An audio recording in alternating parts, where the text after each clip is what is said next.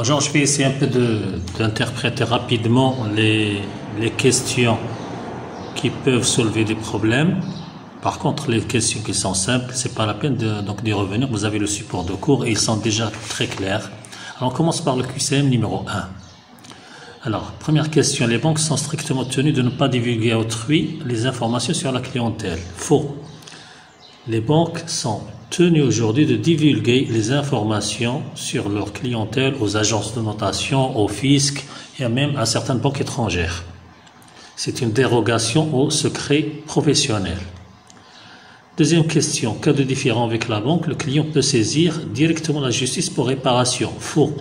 Il doit d'abord passer par le service réclamation interne à la banque, puis éventuellement saisir le centre marocain d'arbitrage, saisir Banque El Maghrib avant de passer à la justice. Cette procédure a été mise en place pour décongestionner les tribunaux qui sont surchargés de réclamations et de dossiers de clients. Question 6. Bon, les questions qui sont oui, il n'y a pas de problème. Question 6. Convention de compte effective depuis septembre 2019 doit s'appliquer sans délai aux anciens comptes. Faux. Donc, le législateur a donné aux banques un délai de 2 ans qui va échoir en septembre 2021 pour donc généraliser la convention de compte aux anciens comptes. 7. L'activité des banques participatives est supervisée uniquement par Banque El Maghrib. Faux. Il est supervisé aussi bien par Banque El Maghrib que le Conseil des Ulama.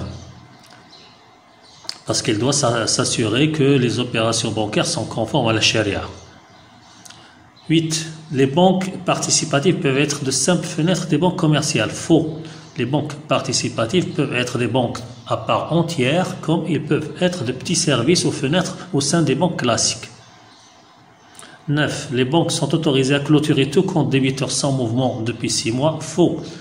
Depuis au moins 1 an et non pas 6 mois. Les banques, et enfin, donc deuxième question, ça ne pose pas de problème, donc le délai d'archivage est fixé à 10 ans.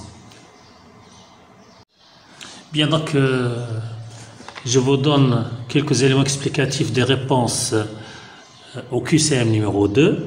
Et comme le QCM 1, nous allons donc nous limiter aux questions qui peuvent comporter certains problèmes, certaines difficultés. Et surtout les réponses fausses, dites fausses. Alors, la première question, validité du chèque est fixée à 2 ans au-delà du délai de présentation.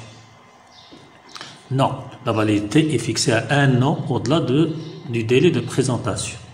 Le délai de présentation paiement des chèques est fixé à 1 mois. Non, il est fixé à 20 jours.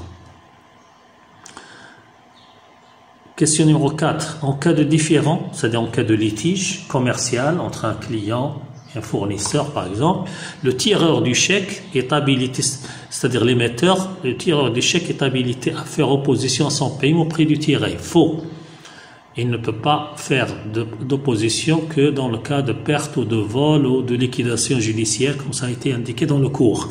Un différend commercial ne concerne pas la banque et donc ils doivent aller plaider donc devant la justice. Question numéro 7. Le délai de protège chèque est fixé à plus de 20 jours. Faux, il est fixé à 20 jours maximum à partir de la date de présentation du chèque. Le code de commerce, section 8. Donc, question 8. Le code de commerce prévoit des sanctions pénales à l'encontre des émetteurs de lettres de change normalisées impayées. Faux.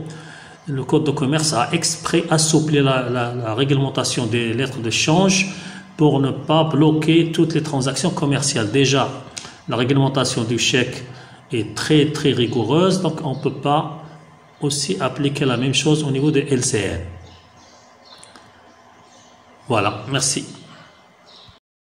Bonjour tout le monde, donc je vous donne dans cet audio rapidement les justificatifs des réponses qui sont donc déclinées comme étant fausses. Parce que bon, les réponses dites vraies, donc ils répondent carrément à la question. Par contre, les réponses dites fausses, ils prévoient d'autres interprétations. Alors, le QCM numéro 3. Première question. Le solde du compte carnet n'est pas plafonné. C'est faux, parce qu'il est plafonné à 400 000 dirhams pour qu'il soit rémunéré. Donc, il ne doit pas dépasser 400 000 dirhams, ni baisser en dessous de 100 dirhams. Deuxième question. Les intérêts sur compte sur carnet font l'objet d'une retenue à titre donc de TPPRF de 20%. C'est faux. Donc la retenue de la source est de 30% sur les intérêts sur carnet. Question numéro 7.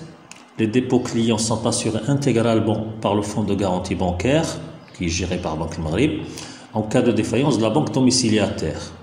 C'est-à-dire si on est client d'une banque et cette banque n'arrive plus à honorer les retraits des clients, et donc est-ce que ce fonds de garantie va jouer pleinement pour rembourser ou indemniser tous les clients en fonction des soldes de leur compte? C'est faux. Le fonds de garantie ne peut pas supporter tous les dépôts de la clientèle chez une banque, mais une indemnisation au prorata de chaque compte dans le total sera effectuée donc dans la limite des avoirs de ce fonds de garantie qui sont limités. On retient bien que la mise en place de fonds de garantie est beaucoup plus conçue pour donc inspirer confiance aux clients plutôt que d'assurer une couverture intégrale de risque. Voilà, je vous remercie.